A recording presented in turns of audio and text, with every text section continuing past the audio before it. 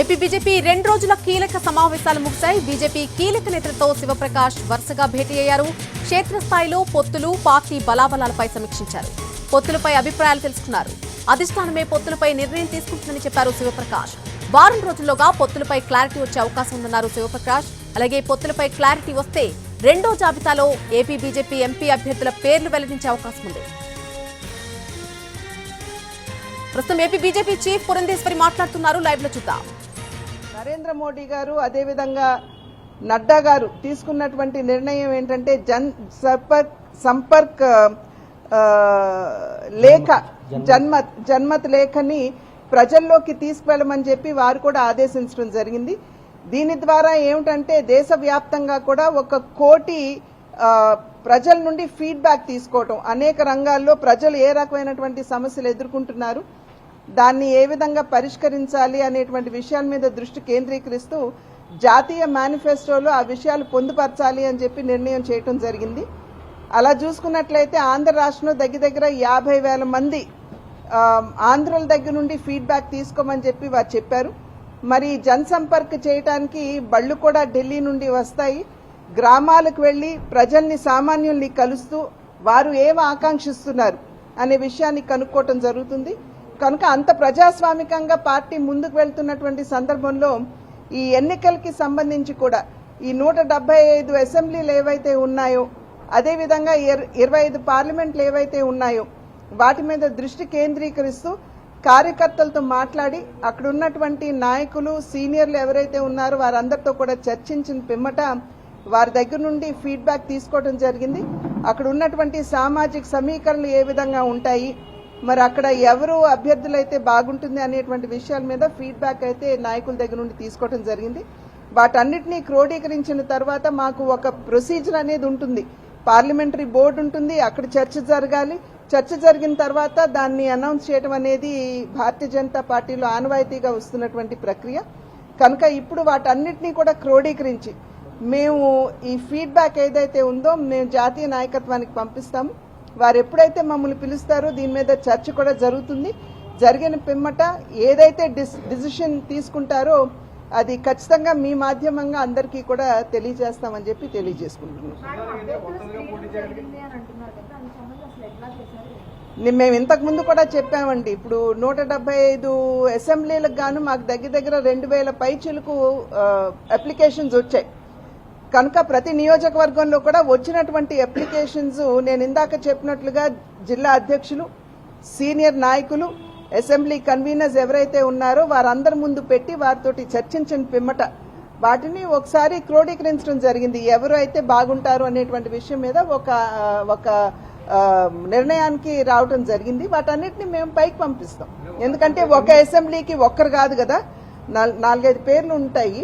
కనుక అక్కడ ఉన్నటువంటి సామాజిక సమీకరణ కావచ్చు, లేకపోతే రాజకీయపరమైన అంశాలు కావచ్చు, వాటన్నిటిని పరిగణలోకి తీసుకుని నిర్ణయం చేయడం జరిగింది. కానీ దీన్ని పైకి పంపించిన తర్వాత పార్లమెంటరీ బోర్డులో కూడా దీని మీద చర్చ జరుగుతుంది. అన్ని నియోజకవర్గాలకి సంబంధించిన అన్ని నియోజకవర్గాలు 3 నుండి 5 ఉంటాయండి. అన్ని నియోజకవర్గాలకి సంబంధించినటువంటి పేర్లు, అన్ని పార్లమెంట్ కి సంబంధించినటువంటి పేర్లు మేము పైకి పంపిస్తాం. నిర్ణయం వారు చేస్తారు. నేను ఇందాక అన్నాను కదమ్మా, సామాజిక సమీకరణను అక్కడ దృష్టిలోకి తీసుకోవాలి, రాజకీయ పరిస్థితి దృష్టిలోకి తీసుకోవాలి. ఈ పంపించిన తర్వాత పంపించడం వరకు డెఫినెట్ గా మా యొక్క బాధ్యత 175కి మేము చేసాము. ఆ తర్వాత పైన పొత్తు మీద గనక ఒకవేళ పైన నిర్ణయం చేస్తే ఆ నిర్ణయానుగుణంగా మనం ఒకసారి సమీక్ష అనేది మేము చేసుకుంటాం. ఇప్పుడు కార్యకర్తలతోటి చర్చించింది కేవలం అక్కడ ఉన్నటువంటి అభ్యర్థులు సామాజిక రాజకీయ పరిస్థితులు మాత్రమే.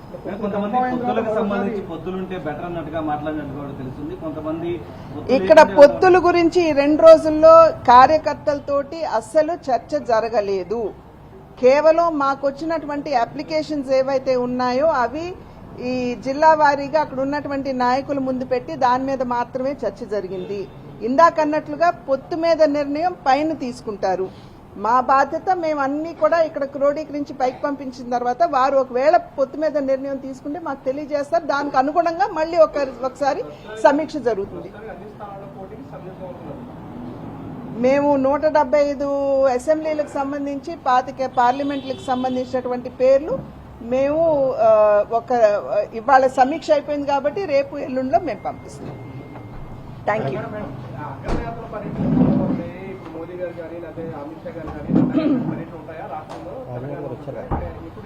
ఆల్రెడీ రాజ్నాథ్ సింగ్ గారు వచ్చారు కదండి. రాజ్నాథ్ సింగ్ గారు వచ్చారు. ఏలూరులో కేవలం కార్యకర్తలతోటే ఒక బ్రహ్మాండమైనటువంటి మీటింగ్ కూడా మేము నిర్వహించుకోవడం జరిగింది. ఎప్పటికప్పుడు మాకు పైనుండి సూచనలు వస్తాయి. ఎప్పుడైతే నాయకులు వస్తున్నారు అనేటువంటి డేట్ మాకు తెలియజేస్తారు. మేము ఆ విధంగా తయారై మేము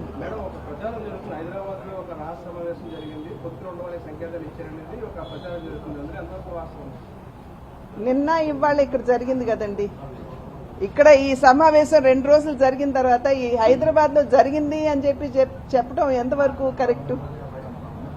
అసలు జరిగిందో లేదో మీరు ఊహించుకుంటున్నారు కానీ మా వాళ్ళు ఎవరు చెప్పలేదు కదా, మా పార్టీ కానీ నాయకులు ఎవరు చెప్పలేదు కదా.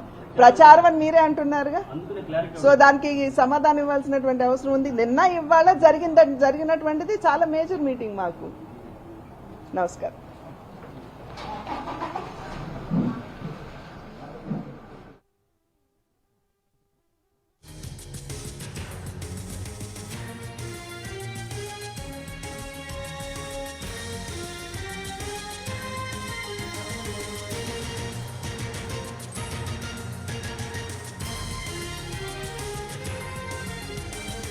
రెండు రోజుల బీజేపీ సమావేశాల తర్వాత పురంధేశ్వరి ప్రస్తుతం ఇప్పుడు మీడియాతో మాట్లాడడం మనం లైవ్ లో చూసాం. పొత్తుకు సంబంధించి అధిష్టానం నుంచి ఇంకా ఎటువంటి క్లారిటీ రాలేదు. మరొక వారం రోజుల్లోనే క్లారిటీ వచ్చే అవకాశం కనిపిస్తోంది.